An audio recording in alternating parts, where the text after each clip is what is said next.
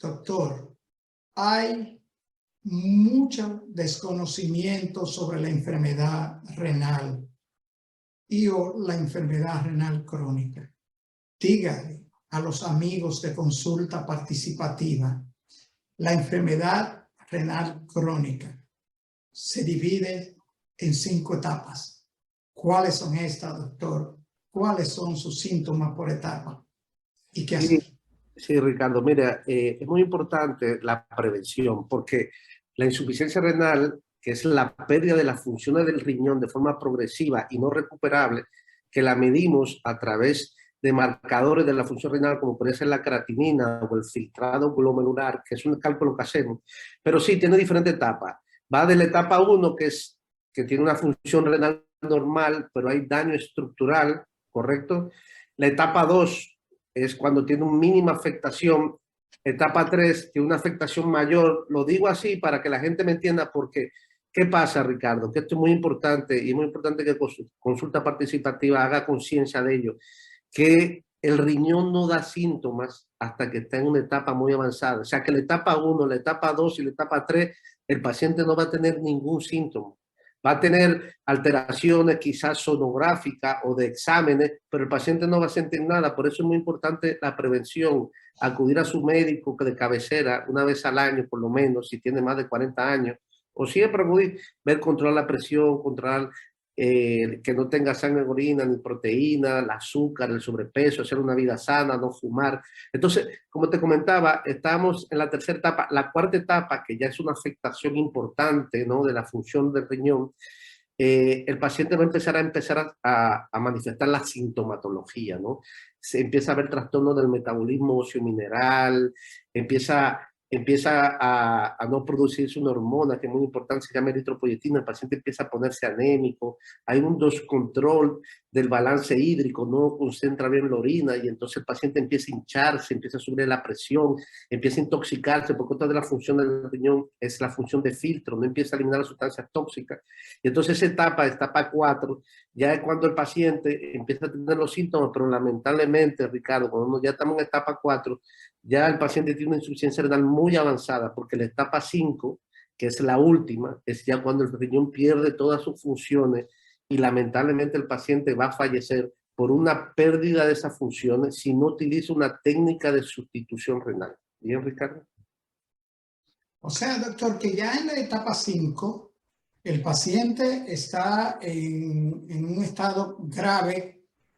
¿Y cuáles serían las alternativas para este paciente ya en esta etapa 5? Trasplante, la diálisis. ¿Cuál sería la alternativa para alargar la vida o para procurar una mejoría? Sí, Ricardo, como comentamos, cuando uno llega a esa etapa 5 de la insuficiencia renal, ha perdido todas las funciones, las que hemos comentado, y el paciente lamentablemente va a morir por esa pérdida. Necesitará una técnica o una terapia que haga la función del riñón. Actualmente en la medicina moderna hay 3 técnicas que hacen la función del riñón. Una se llama hemodiálisis, que es a través de un catéter o una fístula, que uno saca la sangre, la lleva a una máquina que tiene un filtro que vuelve al cuerpo. Esa técnica es 3 veces a la semana, 4 horas. Hay otra técnica que se llama diálisis peritoneal, es que te van a poner un catéter en el abdomen, ¿no? Y en el abdomen hay una membrana que tiene muchos vasitos que se llama peritoneo, y ahí uno se va a poner un líquido, y vamos a decir que va a lavar la sangre ahí con ese líquido y lo saca, ¿no? Y después, por último, está el trasplante renal. O sea que he dicho, Ricardo, cuando un paciente llega a ese estadio 5, que nunca queremos nosotros los nefrólogos, lo ideal sería evitar a que llegara a esa etapa, pero si llega a esa etapa con pérdida de todas las funciones, va a necesitar una de esas 3 técnicas, si no el paciente va a morir. ¿Bien? Doctor, de estas 2 técnicas de la diálisis, una hemodiálisis y otra la diálisis peritoneal, ¿cuál es la diferencia? ¿Cuál es más efectiva? Y tenemos entendido que hay una que es la peritoneal que se puede hacer o practicar en la casa del paciente. Sí, mira, los estudios, en realidad, las 2 técnicas entre hemodiálisis y diálisis peritoneal son similares en cuanto a supervivencia. Quizás la diálisis peritoneal, el paciente más independiente, porque usted muy bien dice, es una diálisis que se va a hacer el paciente en la casa, recibe un entrenamiento, tú sabes, él mismo se la hace en casa y va generalmente una vez al mes a la consulta. Tiene esa situación de beneficio, pero la va a necesitar hacer esos intercambios, si es con intercambio, 4 intercambios al día, y necesita una logística de estar en la casa, necesita una habitación, necesita el entrenamiento, ¿cómo se llaman? Los insumos se lo dan, se lo llevan a la casa y él se la puede hacer. La hemodiálisis, el paciente se traslada a un centro, él tiene que, bueno, allá las enfermeras lo conectan a esa técnica y bueno, se hace la diálisis. Las dos técnicas, el paciente es dependiente de la técnica, obligatoriamente se la tiene que hacer, si no, vuelvo y comento, el paciente va a fallecer. Ricardo, mira, este es un problema tan grande de salud, este es un problema tan grande de salud, que nuestro país estima que todos los años, entran más o menos entre 150 a 200 por millón de habitantes, pacientes van a caer en ese estado de insuficiencia renal crónica estadio 5, que se llama terminal.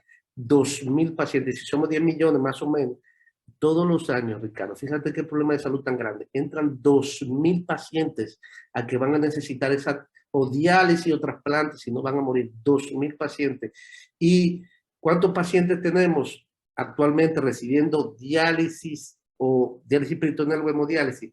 Según la Sociedad Dominicana de Nefrología, estos son datos ahora de 2021 recientes, tenemos aproximadamente 4.300 pacientes recibiendo, recibiendo diálisis, diálisis peritoneal o hemodiálisis, y todos los años, Ricardo, van a entrar 2.000 pacientes. Imagínate tú, siendo esto una enfermedad de alto costo, no sumamente cara, y que comprometa a la familia completa. Doctor, vemos entonces que los trasplantes ya, para concluir con las etapas, es únicamente en la etapa 5 y este trasplante, doctor, es cuando se puede realizar un trasplante, cuando hay el donante. Díganos, doctor, ¿quién puede donar un riñón para trasplante? Mira, Ricardo, en relación para terminar con la etapa 5, el paciente que está en un estadio 4 y que vemos que lamentablemente va a llegar a la diálisis porque tiene datos de que, ejemplo, tiene una proteinuria, vemos que en la consulta esa creatinina sigue avanzando, en un estadio 4, ¿no?, podemos ofrecer lo que se llama un trasplante preventivo. Un trasplante preventivo es que podemos hacer que ese paciente, si me trae un donante, que ahí vamos a su respuesta, me trae un donante de vivo, podemos estudiar ese donante y trasplantarlo antes de que llegue a diálisis.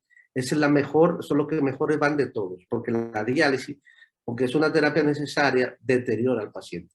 Entonces, ya en estadio 5, todos los pacientes, y muy importante, Ricardo, que con tu consulta participativa diga esto, todos los pacientes de la República Dominicana que estén en diálisis pueden optar por un trasplante, ir a los centros de trasplante porque todos los seguros lo cubren.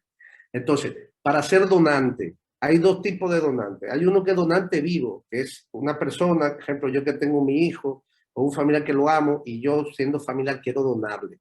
Es el trasplante donante vivo. Para ser donante vivo, uno tiene que ser mayor de edad, ser compatible desde el punto de vista del grupo sanguíneo y estar sano completamente, que eso lo estudiamos nosotros, que el hecho de que nosotros donemos, yo como paciente o como donante voy a hacer mi vida normal y le voy a dar vida y mejor calidad de vida a mi familiar amado. Ese es el trasplante de donante vivo. Después está el donante cadavérico, que es el paciente que entra en una unidad de cuidado intensivo grave, que está intubado, que nosotros como médicos vamos a luchar, hacer todo lo posible por salvarle la vida, y que fallece, lamentablemente, y la familia se llena de amor y dona. Ese es el trasplante donante cadavérico.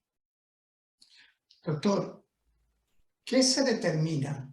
¿Qué hay que determinar y saber para elegir el donante y para identificar al receptor? Mira, los receptores vamos a ver, en trasplante cadavérico, cuando nosotros viene un paciente, ejemplo típico de la consulta, viene un paciente que está en insuficiencia renal, ¿no?, está en diálisis y viene a mi consulta para trasplantarse. Entonces, doctor, me quiero trasplantar, pero no tengo donante. Pues muy bien, nosotros lo estudiamos, hacemos un protocolo del receptor para ver que no tenga contraindicaciones para recibir un trasplante y lo entramos en una lista de espera. ¿La verdad? Esa lista de espera se asignan los órganos por un puntaje y un criterio científico a través de un ordenador, de un sistema informático que lo lleva el INCOR, que es el Instituto Nacional de Conexión de Trasplantes.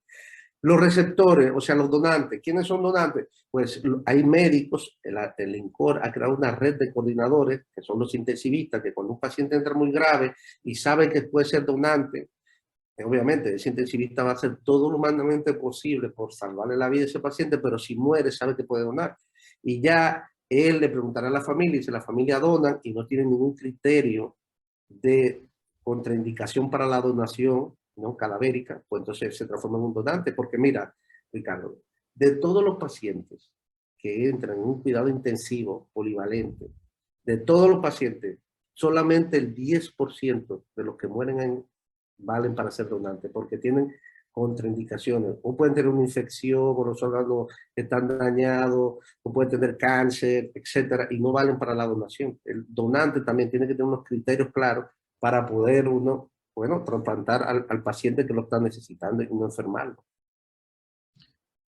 Doctor, creo que mejor explicación de ahí es imposible. Hemos, doctor, aprovechado su presencia en consulta participativa porque teníamos mucha solicitud de que le invitáramos y de que usted hiciera, como lo acaba de hacer magistralmente, la explicación real de las fases y la donación en materia renal.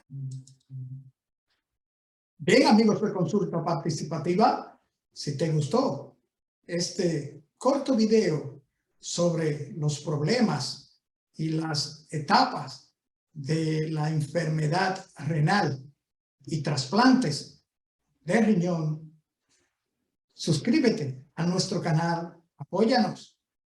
Nuestro canal Consulta Participativa es para ti y para servirte. Nos vemos en el próximo video.